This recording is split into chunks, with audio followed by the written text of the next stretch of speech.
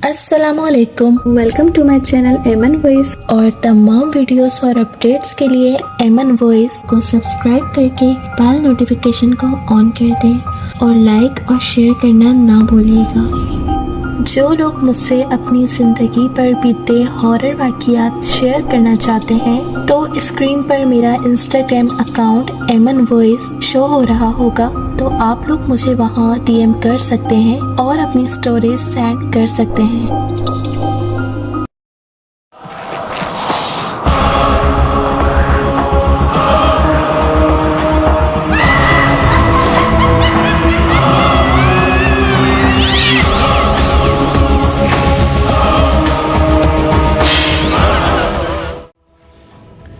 तो आइए सुनते हैं आज की वीडियो में किसी की ज़िंदगी पर बीती एक पुरस्कार कहानी। एक सच्ची आप बीती जो अपनी मिसाल आप है। तो आइए सुनते हैं। ये किस्सा एक गांव का है जहां लोगों को जिंदा रहने के लिए पूरे दिन मेहनत करने के बाद सिर्फ एक वक्त का ही खाना नसीब होता है। कुछ लोग गरीबी से तंग आकर गांव छोड़कर शहर की तरफ नकल मकानी कर गए, लेकिन कुछ लोगों के पास इतने वसाइल ही नहीं थे कि वो यहाँ से कहीं और जा सकें। इसलिए अपनी किस्मत को कबूल करके सब्र और शुक्र के साथ ज़िंदगी गुजार रहे थे। यहाँ कोई अस्पताल या तबीब भी नहीं था, जिसकी वजह से इन लोगों को दूसरे गांव की तरफ जाना पड़ता था। दूसरे गांव का रास्ता तवील होने की वजह से कई लोग रास्ते में ही दम तोड़ देते थे।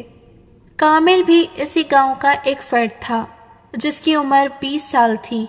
यह अपने 5 बहन भाइयों में सबसे बड़ा था। एक दिन इसके सबसे छोटे भाई ने भूख की शिद्दत से किसी पेड़ के पत्ते तोड़कर खा लिए। वो जहरीला दरख्त था, लेकिन 5 साल की उम्र में इस बच्चे को ये कहाँ से पता होगा कि कौन सा दरख्त जहरीला है और कौन सा ठीक। वो बेचारा भूख से निढाल होकर पत्ते खाने पर मजबूर हो गया। रात उसकी तबीयत ज़्यादा ख़राब होने की वजह से सब इसे दूसरे गांव लेकर जा रहे थे कि रास्ते में इसके मुंह से सफ़ेद झाग निकला और उसने कामिल के हाथों में ही अपना दम तोड़ दिया। इस हादसे को तकरीबन 6 माह का वक्त गुजर चुका था, लेकिन कामिल इस हादसे से बाहर नहीं आ पा रहा था। इसे अंदर ही अंदर अपनी बेबस और लाचारी पर घुटन होने लगी और इसने फैसला किया कि अब वो ऐसी ज़िंदगी ना खुद गुजारेगा और ना अपने घर वालों को गुजारने देगा। कामिल ने दूसरे गांव के एक लड़के को आसरा दिया कि वो इसे अपनी साइकिल किराए पर दे दे। मैं शहर से जो कुछ कमा कर लाऊंगा, इसका कुछ हिस्सा तुम्हें भी दूंगा। वो लड़का राज़ी हो गया और कामिल को साइकिल मिल गई। कामिल ने अपने माँ बाप से इजाज़त ली और अपनी छोटी बहन को रोता छोड़कर शहर की तरफ निकल गया। कामिल की छोटी बहन इससे बहुत मायूस थी, इसलिए वो बार बार रोक रही थी, लेकिन उसे क्या पता कि इसका भाई इसको बचाने के लिए ही दूर जा रहा है। इस गांव में हरियाली बहुत थी और लोग भी कम ही आबाद थे। यहाँ इसलिए ये गांव सबसे ज़्यादा जिन्नात का गढ़ था। यहाँ आए दिन किसी को कोई चीज़ नज़र आ जाती, लेकिन यहाँ के लोग उन सब के आदी हो चुके थे।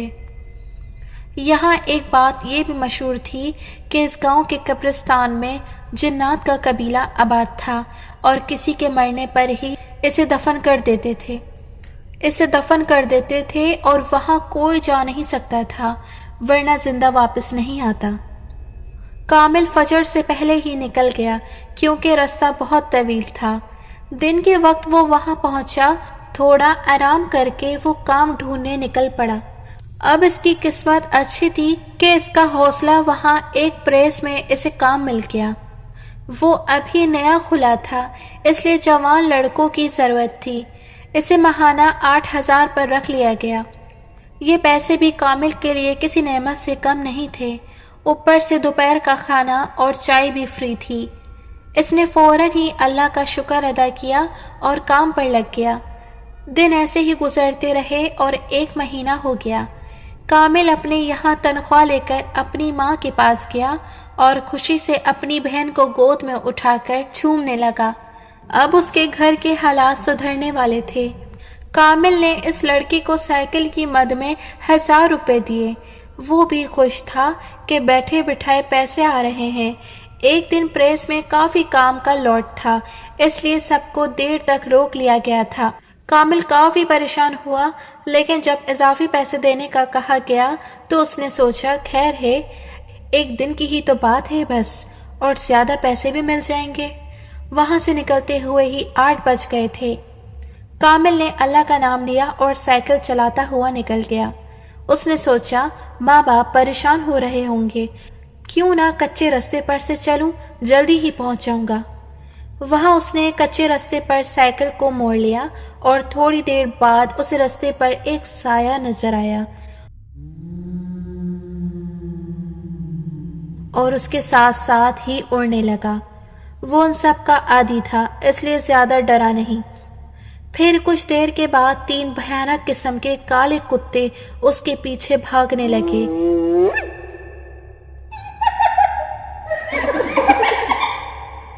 وہ بوکھلا گیا اور پوری طاقت سے سائیکل چلانے لگا۔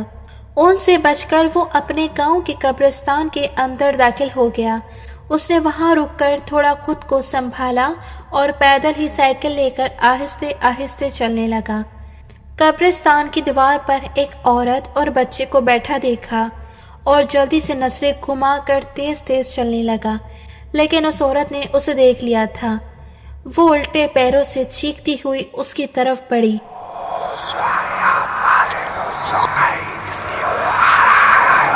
اور اسے اٹھا کر دور پھینک دیا۔